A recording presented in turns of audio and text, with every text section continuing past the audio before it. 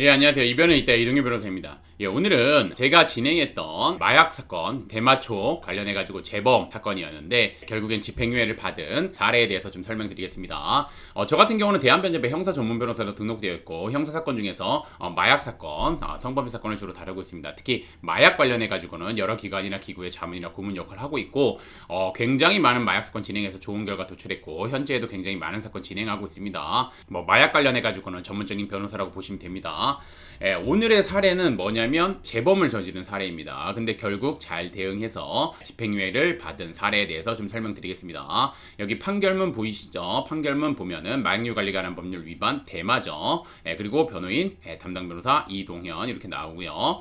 그럼 이제 사안 한번 보도록 하겠습니다. 회사원 A씨는 인터넷을 보던 중 우연히 대마와 관련된 글을 보게 되었으며 호기심에 대마를 구매하게 되었습니다. 이후 A씨는 대마를 구매하여 대학 동기인 B씨와 함께 흡연하였을 뿐만 아니라 구매한 대마를 다른 사람에게 판매하기도 하였습니다. 그러던 중 A씨는 수사기관에 적발되어 대마 판매, 매매 등 혐의로 이제 조사를 받게 된 사안입니다. 수사기관은 A씨가 재범이었습니다. 재범이었기 때문에 A씨가 도주 및 증거인멸의 우려가 있다며 A씨에 대해서 구속영장을 실제 청구했습니다. 이에 어떻게 대응해야 될지 고민하다가 이제 마약 전문 변호사인 저를 찾아오셨습니다. 그럼 이제 어떻게 집행유예를 이끌었냐 한번 보도록 하겠습니다. 저는 이 사건을 수임한 뒤 우선 영장실시심사, 구속영장을 청구했으니까 영장실시심사에 잘 대응하여 결국 검사의 영장 청구를 기각시켰습니다. 이후 저는 A씨에게 반성문 정치과 진료 내역서, 단약서, 약서, 준법서 약서, 그 다음에 이제 단약일기, 마약퇴치 운동본부 프로그램 참여 내역서 이런 여러 양형 자료들을 요청드렸습니다. 그리고 이를 바탕으로 A씨는 반성하고 있다는 점, 그 다음에 A씨는 불면증을 앓고 있던 중 대마를 흡연하게 되었던 것으로 일반적인 향락적인 목적이 아니라 의료적인 목적이었다는 점,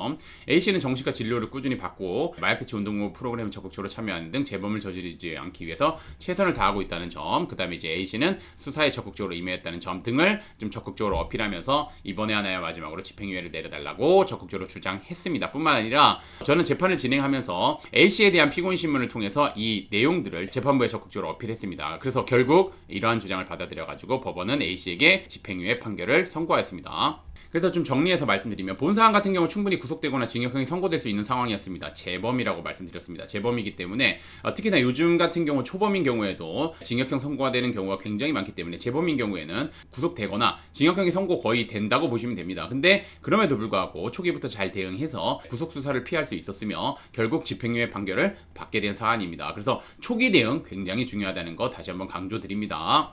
이 사안을 좀 정리하면서 말씀드리면 마약사건 보신 바와 같이 초기 대응에 따라서 결과가 확연하게 달라질 수 있습니다. 특히 혐의를 인정하는데 굳이 변호사가 필요한가라고 생각하지만 마약 사건은 다릅니다. 혐의 인정하더라도 어떻게 대응하느냐에 따라서 결과 달라지기 때문에 적극적인 대응 필요하다는 거 말씀드리면서 그래서 이제 마약 사건으로 본인이 판단했을 때 아무리 가벼운 사안으로 연루됐다 하더라도 변호사님 도움 받아서 잘 정리하는 것이 바람직하다는 거 말씀드리면서 이하에서는 그럼 이제 어떤 변호사님 선임해야 되는지에 대해서 알아보도록 하겠습니다.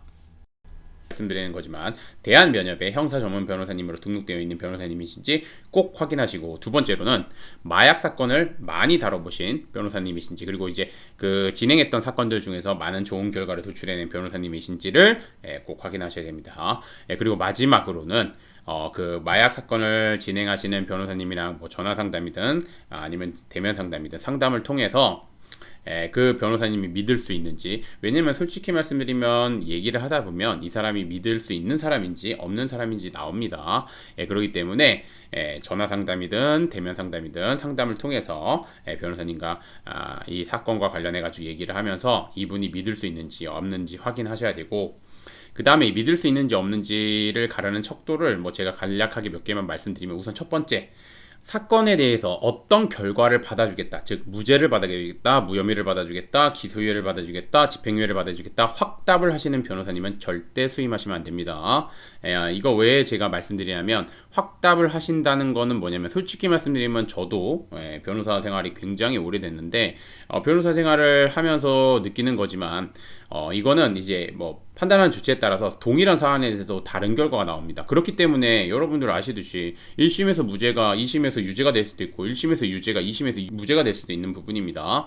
그리고 1심에서 1년이 2심에서 2년이 될 수도 있고, 1심에서 2년이 2심에서 1년이 될 수도 있고, 집행유예가 될 수도 있는 부분입니다. 그건 왜 그러냐면, 물론 이제 여러 양형 자료, 객관식 자료를 가지고 판단을 하지만 판사님마다 하나의 자료를 가지고 보는 관점이 다 다르기 때문입니다. 이거는 왜냐면 인간이기 때문에 그렇습니다. 그렇기 때문에 어떤 결과에 대해서 이거는 뭐 솔직히 말하면 판사님의 성향, 판사님의 주관적인 그런 것도 반영되는 거기 때문에 결과를 확답하면서 엄청난 수임료를 요구하거나 아니면 수임하려고 결과를 확답하시는 분들이 많은데 그런 변호사님은 저는 수임하지 말라고 말씀드립니다.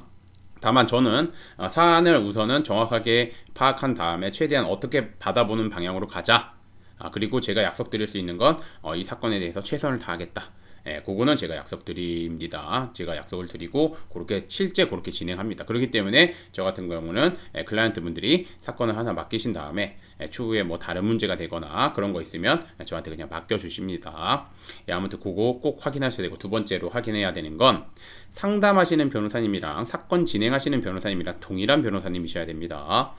여러분들은 A라는 변호사를 보고 A라는 변호사와 함께 사건을 진행하는 것이라고 생각을 하고 상담을 했고 그 다음에 이제 수임을 했는데, 막상 조사 당일날 나오는 변호사는 B 변호사가 나오는 경우가 있습니다. 재판 때도 마찬가지고, 그러면서 자신이 이 사건 담당 변호사라고 얘기하는 경우가 있습니다. 그런 경우 수임하시면 안 됩니다. 그래서 꼭 미리 확인하시고 계약서에도 명확하게 상담하시는 변호사님이 사건을 진행한다는 거, 그리고 재판이랑 뭐 경찰 조사에 직접 참여하신다는 거, 이런 거 명시할 필요가 있습니다. 왜냐면 이렇게 안 하시는 변호사님이 대부분이라고 보시면 됩니다.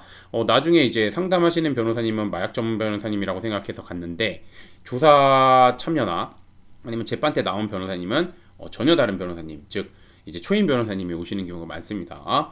그리고 이제 뭐 그 로펌에서도 그럴 겁니다. 뭐 의견서나 이런 거는 어차피 이제 뭐 대표 변호사님이나 뭐 파트너 변호사님, 그다음에 마약 전문 변호사님이 같이 진행하고 있다라고 말을 많이 하지만 실질적으로 뭐 그렇게 진행하는 경우는 많이 없습니다. 저 같은 경우 뭐 변호사고 저도 이제 업계에 있으니까 뭐 누구보다 잘 알겠죠. 그러니까 그거 꼭 확인하시고, 저 같은 경우는 제가 직접 사건 진행하고 제가 직접 조사 참여하고 제가 직접 재판 가고 제가 직접 의견서나 이런 거 다 작성합니다. 그리고 클라이언트분한테 보내드리고 클라이언트 분들이랑 의견서 관련해 가지고 얘기 나눈 다음에 뭐 수사기관이든 법원이든 제출을 하게 됩니다. 그거 알아두셨으면 좋겠습니다. 그래서 제가 뭐 이렇게 뭐 여러 가지 말씀을 드렸지만 우선 마약 사건은 제일 중요한 게 뭐냐면 초기 대응 중요하고, 초기 대응을 적극적으로 대응하려면 혼자서 대응하는 것보다는 변호사님 도움 받으실 필요가 있고, 변호사님 도움 받을 때 아까 제가 말씀드린 부분 고려해서 변호사님 선임하셔서 대응하시는 게 맞습니다. 그리고 저의 도움을 받고자 하시면 여기 아래 나온 요 연락처로 연락을 주시면 제가 직접 전화를 받으니 그쪽으로 연락 주시면 됩니다. 오늘의 주제는 여기까지 마치겠고, 저는 이변은 이따의 이동현 변호사였습니다. 감사합니다.